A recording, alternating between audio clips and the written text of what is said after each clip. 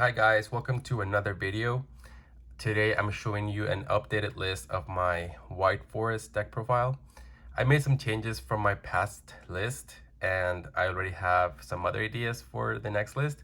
So once I have a test of those cards, I will make an update to show you guys, to give you ideas, and hopefully you can give me ideas back. But yeah, let's get into it. For the White Force engine, I did not move any ratios. I'm still in 3 Stellar, 3 LZ, 3 Sylvie, and Rusia. I'm still on the consistency to the max mindset. Seeing all of these names in your opening hands, sometimes it's bricky if you don't have spells, but if you open Rusia plus any of the two level 2s, you can still combo off. And BCOs have been insane in my locals at least. So always losing one of these pieces is just really, really bad.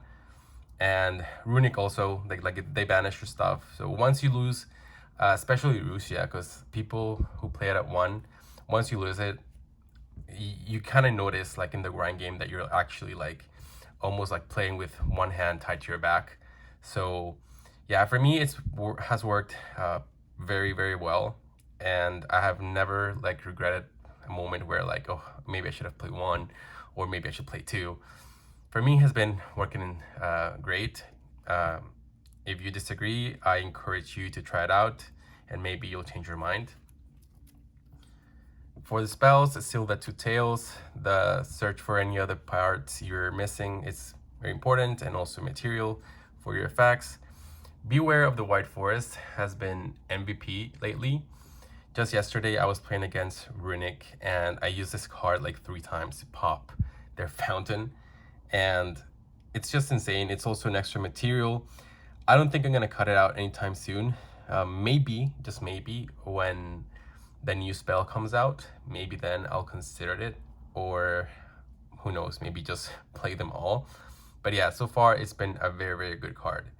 The only downside, again, is that you need to control a level 6 or higher illusion or spellcaster, so pretty much any of your synchro monsters, the fields to actually activate it. But I mean, it's come clutched. It's really good. And of course, the one woos. Synchro summoning on your opponent's turn is always good for an additional interruption. And for the Toy Box engine as well, same, 3 soldier and 3 toy box. It's just insane how this deck really takes advantage of this engine and how much synergy there are. Like toy soldier, once toy box is in the field face up, you can search any of your Sylvie or Rusia or another toy box, and then toy tank can like help you summon monster from your grave or your hand for your extra normal if you need to summon like a stellar if you open with a set. Or it's just very cool, the whole interaction. And of course the protection during the battle phase, a lot of people don't know it, a lot of people miss it, and it's just insane once it resolves. It gives you that protection plus the extender. Amazing. I cut down Veiler to 1. The fact that you can search it with Arciela is very, very good. I also noticed during the past week that talent is insane right now, and honestly, the least hand traps you play, I guess the better. So yeah, cut it to 1. You search it. If you see any use for it, you use it. If not, just hold on to it and we'll see. You can also normal summon it to use your tails. So it's still a good card, and the fact you can search it is even better.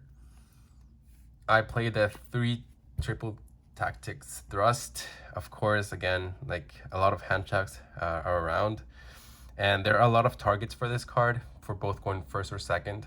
So it's been really insane, honestly. Very, very good card. Even if you don't see use for it, it's still material for your White Forest effects. So it's never a dead card. Ooh, sorry. And then the 1 talent, of course you can search it with this. 1 Raigeki, 1 Harpy's Featherstorm.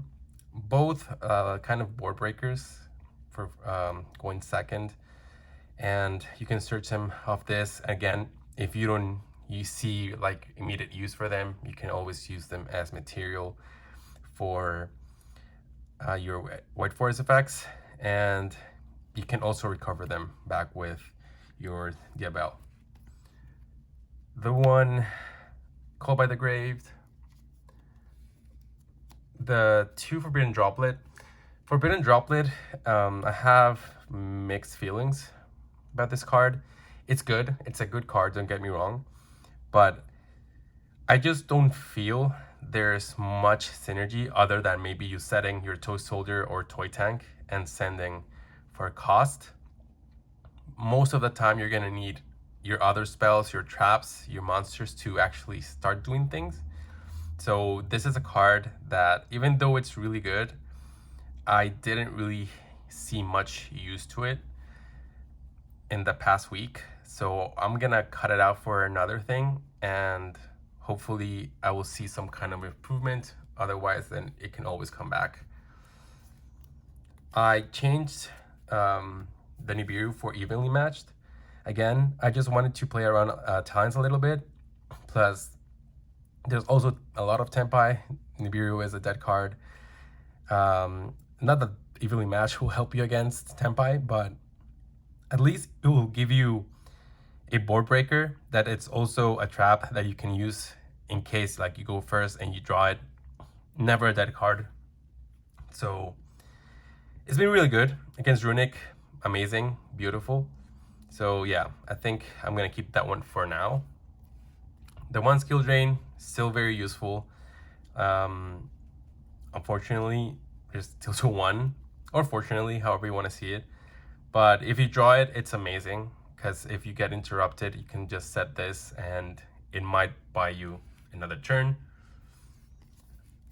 I went back into the Mannadium Reframing. I added Vices also to the extra deck. It's a very good card. The fact you can search it, you're always gonna have a synchro on your board, additional negate. So yeah, very, very good. I did change the 1 Silhouette Hat trick for the Angel Statue Asrun. It's been really good, really, really good. Just like the negate aspect and the fact that it can also trigger the rabbit. It's been insane. Very good card. This one will also stay for now. And of course, the 3 Imperm. It's your additional hand trap that does not trigger talents, and it's both going first or second.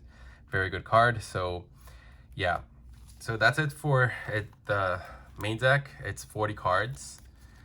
I'm a big fan of 40 cards, so you could technically raise it over 40, but we can try. I'll try something over 40 to see how it goes, but for now 40 for me is more than perfect. For the extra deck, the 1 Diabell, the 1 Arciela, and the 1 Silvera, your White Forest Synchro monsters, they're all insanely good. Amazing. Silvera is insane with her effect of double piercing, wins games super fast. Kind of like the lack of let's say firepower to finish games is kind of compensated with this effect. But yeah, just insane cards. You cycle them back with your Sylvie and your Rusia. So yeah, very good.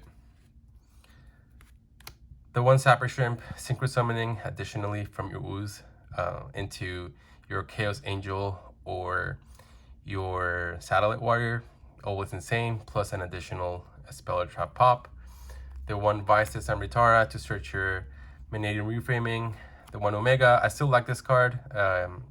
It's either a rip from your opponent's hand or it helps you recover your banished stuff. That 1 Draco Berserker, also very good. Monster effect, banish, and just like big body that can go through things.